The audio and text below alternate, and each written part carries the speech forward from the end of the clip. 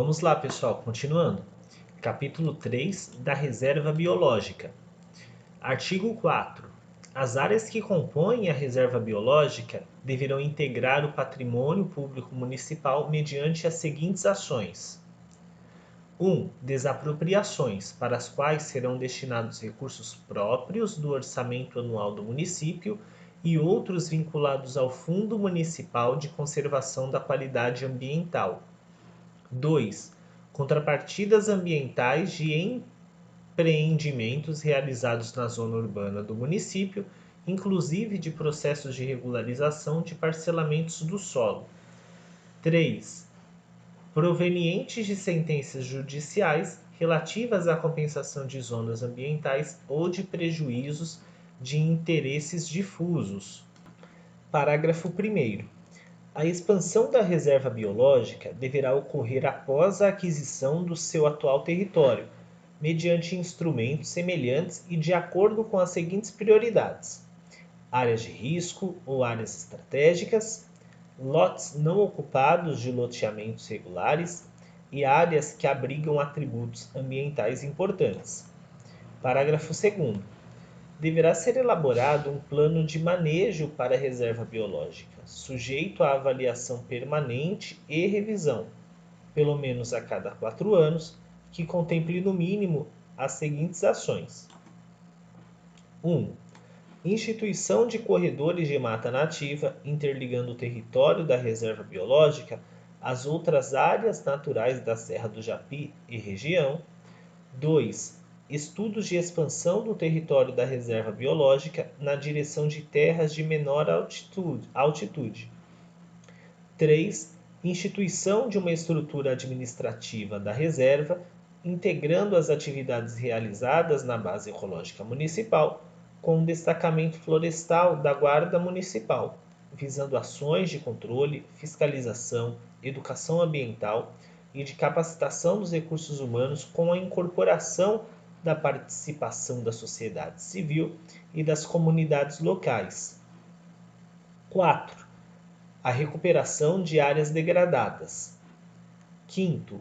A construção, organização e manutenção do acervo de pesquisas, estudos e trabalhos realizados sobre a Serra do Japi. Parágrafo 3º. Aplicação de pelo menos 50% do montante anual arrecadado com a taxa de compensação ambiental, definida na Lei Complementar número 341, de 14 de junho de 2002. Capítulo 4 agora. Do uso das áreas da Zona de Preservação, Restauração e Recuperação Ambiental. Artigo 5º.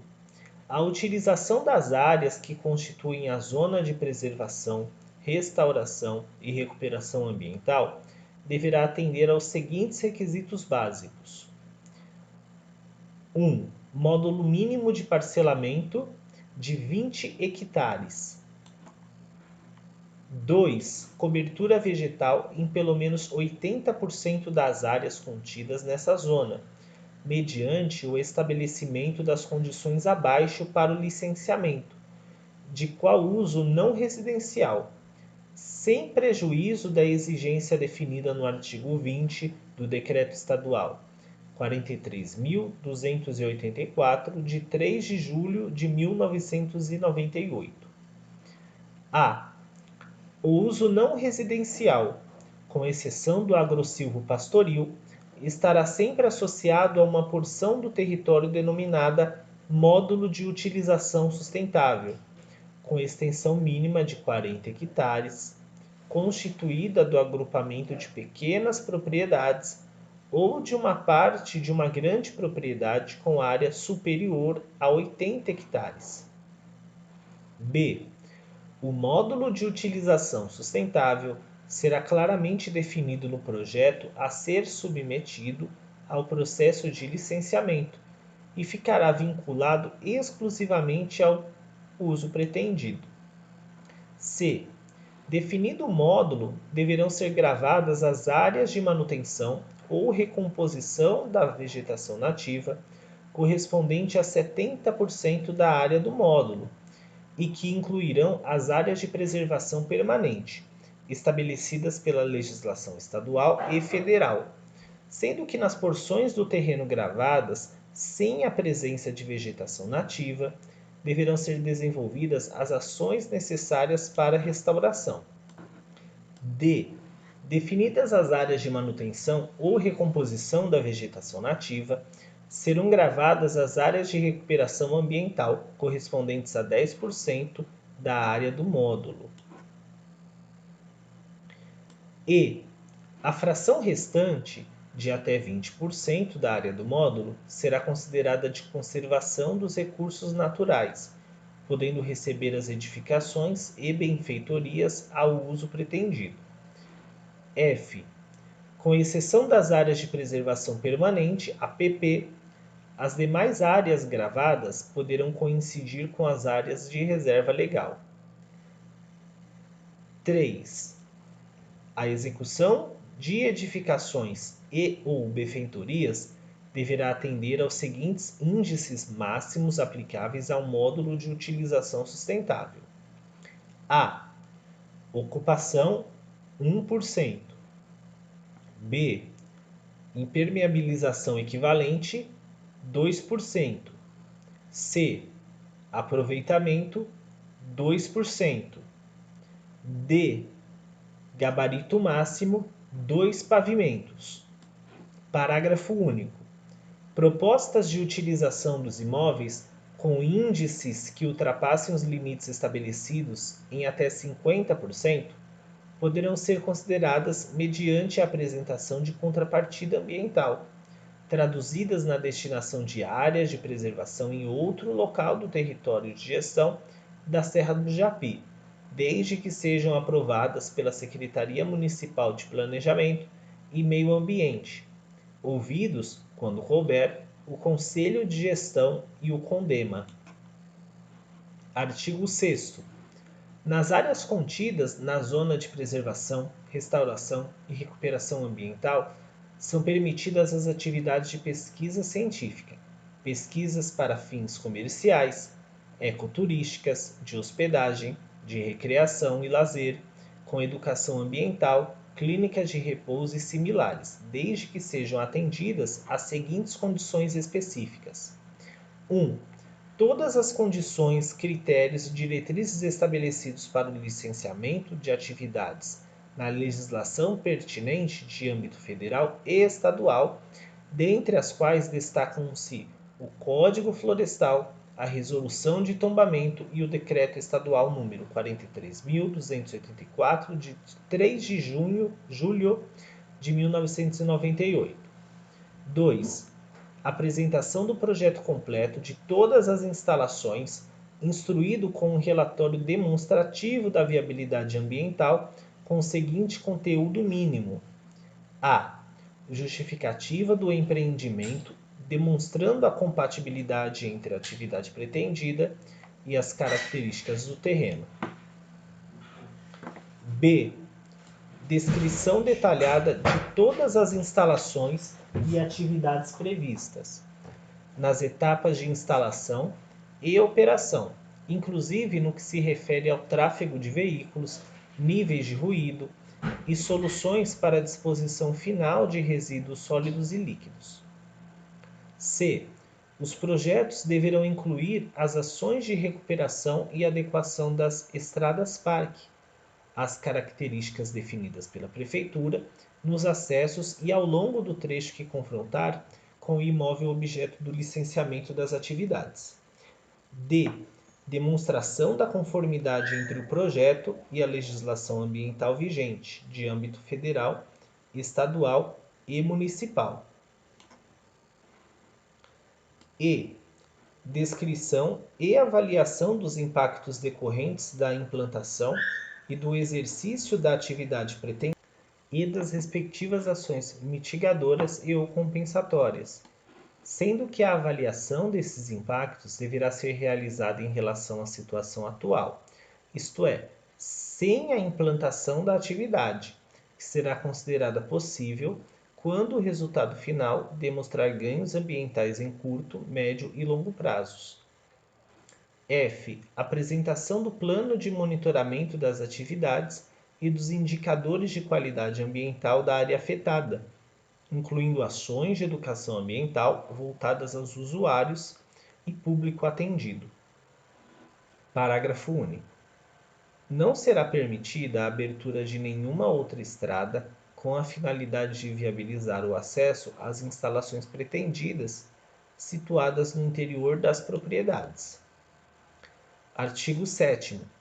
Os índices de utilização do terreno para uso residencial dos imóveis já existentes, com área inferior a 20 hectares, serão os seguintes.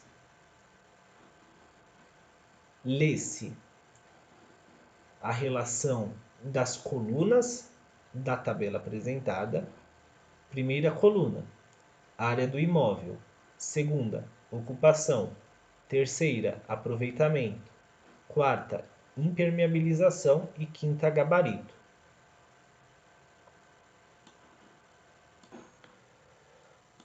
Imóveis com área até 3,9 hectares terão ocupação de até 5%, aproveitamento 10%, impermeabilização 9% e gabarito de 2 pavimentos. De 4 a 5,9 hectares terão ocupação de 2,7%, aproveitamento 5,4%, impermeabilização 8%, gabarito 2 pavimentos.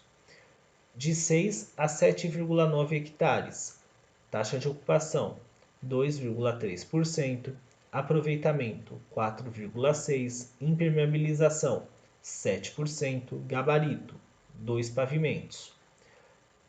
De 8 a 9,9 hectares, ocupação 2%, aproveitamento 4%, impermeabilização 6%, gabarito 2 pavimentos. De 10 a 11,9 hectares, ocupação 1,7%, aproveitamento 3,4%, impermeabilização 5%, gabarito 2 pavimentos. Área de 12 a 19,9 hectares, taxa de ocupação 1,4%, aproveitamento 2,8%, impermeabilização 4%, gabarito 2 pavimentos. Parágrafo único. Não serão aprovadas construções de qualquer tipo em cabeceiras extremas de drenagem, conforme dispõe o item 12 do artigo 3º da Resolução nº 11, de 8 de março de 1983, do CONDEFAT. Artigo 8. As edificações deverão possuir tratamento de esgoto adequado, sendo vedado o lançamento de efluentes em cursos d'água ou áreas inundáveis. Artigo 9. Em toda a zona de preservação, restauração e recuperação ambiental, ficam vedadas as atividades de mineração, carvoejamento, loteamentos, motéis, casas noturnas, cemitérios, granjas, restaurantes, eventos incompatíveis com as características do território e da propriedade, quanto ao número de participantes, nível de ruído, volume de tráfego e infraestrutura disponível, e qualquer outra que implique na interiorização de acessos. Parágrafo único. Compete à Secretaria Municipal de Planejamento e Meio Ambiente a decisão quanto à incompatibilidade ou não de eventos pretendidos, cabendo recurso do interessado ao Conselho de Gestão. Artigo 10. O licenciamento das atividades e edificações sem prejuízo das aprovações de projetos específicos pelos órgãos competentes de âmbito municipal, estadual ou federal, dependerá da análise técnica e aprovação da Secretaria Municipal de Planejamento e Meio Ambiente, ouvidos, quando couber, o Conselho de Gestão e o CONDEMA. Estarei encerrando o vídeo por aqui, tá? Para que ele não se estenda demais. Próximo capítulo é o capítulo 5, do uso das áreas das zonas de conservação ambiental. Um abraço. Não se esqueça também de curtir, compartilhar o vídeo para algum amigo seu que esteja estudando para o concurso em Jundiaí. Um abraço.